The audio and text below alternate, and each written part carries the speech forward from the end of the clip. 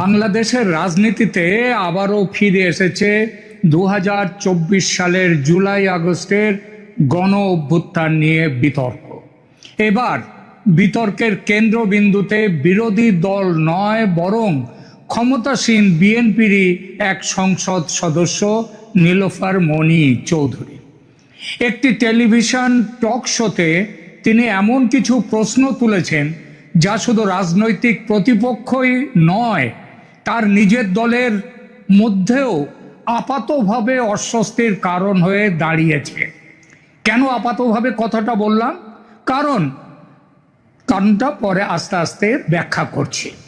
কেন তিনি বললেন আন্দোলনের সময় স্নাইপার ছিল? কেন নীলোফার চৌধুরী মনি বললেন অনেক কিছুই এখনো অজানা? কেন বিএনপির ছাত্র সংগঠন, ছাত্র দল তার বক্তব্যের বিরোধিতা করলো?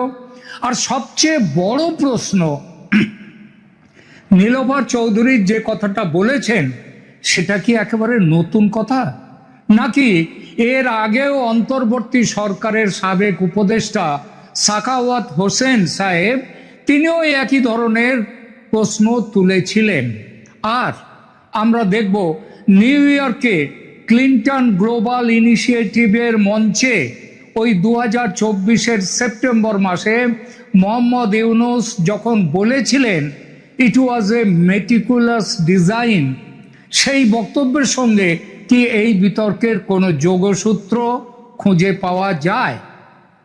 আজ আমরা কোনো সিদ্ধান্ত চাপিয়ে দেব না, বরং তথ্য, বক্তব্য এবং প্রশ্ন এই তিনটিকে পাশাপাশি রেখে বিষয়টি বোঝার চেষ্টা করব। প্রথমে বলি নীলোফার মনি আসলে কি বললেন। নীলোফার মনি মূলত তিনটি বিষয় সামনে এনেছেন। প্রথমত, তার দাবি আন্দোলনের সময় এমন কিছু গুলির ঘটনা ঘটেছিল যা নিয়ে এখনো স্পষ্ট উত্তর পাওয়া যায়নি। দ্বিতীয়ত, তিনি স্নাইপার ব্যবহারের প্রসঙ্গ তুলেছেন। তৃতীয়ত, তিনি বলেছেন পুরো ঘটনার পেছনে পরিকল্পনা ছিল কি না তা তদন্ত হওয়া উচিত। এখানে একটি বিষয় গুরুত্বপূর্ণ, তিনি সরাসরি বলেননি জুলাই আন্দোলন ভুয়া ছিল, এটা তিনি বলেননি।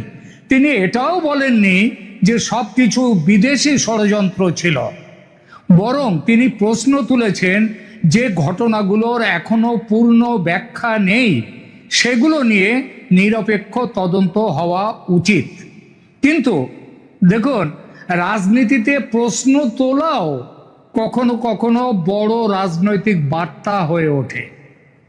কারণ জুলাই গণ অভ্যুত্থানকে বর্তমান বাংলাদেশের রাষ্ট্র রাজনীতিতে একটি ঐতিহাসিক গণ আন্দোলন হিসেবে দেখা হবে, নাকি একটি ষড়যন্ত্রমূলক গণ অভ্যুত্থান হিসেবে দেখা হবে, এই ব্যাপারটা নিয়ে বিতর্ক আজকের নয়, পুরনো, গত প্রায় 2 বছর ধরে চলছে। ফলে এই আন্দোলনের ভেতরে অদৃশ্য পরিকল্পনা বা অন্য শক্তির ভূমিকা নিয়ে প্রশ্ন উঠছে, আর সেটা উঠতেই নতুন করে বিতর্ক শুরু হয়েছে। কেন এত সমালোচনা নীলোফার চৌধুরীর? গতকাল আমি বাংলাদেশের বিভিন্ন পত্রিকাগুলো দেখছিলাম, তাদের অনলাইন সংস্করণ, এবং সেখানে আমার দেশ পত্রিকা তো একেবারে ভয়ঙ্করভাবে এই নীলোফার চৌধুরীর বক্তব্যের বিরুদ্ধে বক্তব্য রেখেছেন। এবং গতকাল আমি দেখছিলাম মাসুম হবেন, তিনি আবার জামায়াতের নেতা, তিনি বলেছেন বিএনপি তারা ওই গণ আন্দোলনে, জুলাই আন্দোলনের বিরুদ্ধে চলে গেছে। তো সমালোচনার প্রধান কারণটা হচ্ছে রাজনৈতিক। 24শে জুলাই আন্দোলন নিয়ে বিএনপির অবস্থান কীরকম জানেন? অনেকটা সেই ধর্মেও আছি, জিরাপেও আছি, মানে পরস্পর বিরোধী দুই শিবিরে, দুদিকেই আছে। শেখ হাসিনা ফ্যাসিস্ট, অতএব হঠাও তাকে 24-এর আন্দোলনের সমর্থনে তাই নেমে পড়েছিল বিএনপিও। জামাত সহ মৌলবাদী শক্তি ও জামাতের ছায়া ছাত্র জনতার সঙ্গে জোট বেঁধে বিএনপি ছিল। জামায়াতের সঙ্গে বিএনপির পুরনো জোট সম্পর্ক ছিল, তাই জোট বাঁধতে অসুবিধা হওয়ার কথা ছিল না, তা হয়ওনি। আর জামাতের শেকড় যে পাকিস্তানে, এই সত্যিটা বিএনপির অজানা নয়। তাতে বিএনপির এতকাল কোনো অসুবিধা হয়নি, হওয়ার কথাও নয়। কারণ বিএনপি আদর্শগতভাবে হলো একটা খিচুড়ি পার্টি। আমার কথায় কেউ বিরোধ জানিয়ে বলতেই পারেন যে বিএনপির আদর্শ বলে কিছু নেই, সুতরাং আমি কেন বললাম আদর্শগতভাবে খিচুড়ি পার্টি। যদি কেউ একথা বলেন, আমি তার বিরোধটাকে কিন্তু মানতে পারবো না। কারণ দেখুন, সব কিছুরই একটা নিজস্ব ধর্ম বা বিশেষত্ব থাকে, সেটাকেই বলা হয়, ওই বিশেষত্বটাই বলা হয় তার আদর্শ। যেমন খিচুড়িরও একটা বিশেষ ধর্ম আছে, কোনটা কতটা দিতে হবে, চাল ডাল মশলাপাতি আলু কিংবা চিংড়ি, কোনটা কি দিতে হবে, সেটা হচ্ছে খিচুড়ির আদর্শ। বিএনপির খিচুড়িটা কিরকম দেখুন, এখানে পাকপন্থী আছে, পাক বিরোধী আছে, মুক্তিযুদ্ধপন্থী আছে, মুক্তিযুদ্ধ বিরোধী আছে, ভারতপন্থী আছে, ভারত বিরোধী আছে, মৌলবাদী আছে, আবার উদারবাদীও আছে, আরো বিশেষ করে বলা যায় জামাতপন্থী আছে, আবার জামাত বিরোধীও আছে। তো 24-এর আন্দোলন ছিল শেখ হাসিনা হটাও আন্দোলন। বিএনপি সানন্দে অংশ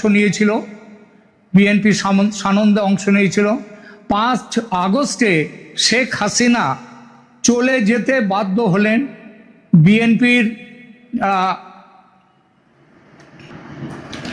বিএনপি একেবারে যাকে বলে কায়েমনোবাক্যে সেই আন্দোলনের সঙ্গে ছিল। শেখ মুজিবুর রহমানের মূর্তি ভাঙা হলো, 32 নম্বর ধানমন্ডি ভাঙা হলো, একের পর এক মুক্তিযুদ্ধের স্মারক চিহ্ন ভেঙে দেওয়া হতে থাকলো। বিএনপি কখনো কোনো প্রতিবাদ করেছে? করেনি। বিএনপি তার সঙ্গেও ছিল। আবার বিএনপি এখন তাহলে বিএনপি কেন হঠাৎ চলে গেল, এই প্রশ্ন তুলতে শুরু করলো 24-এর গণ আন্দোলন নিয়ে। বিএনপি তো একেবারে যাকে বলে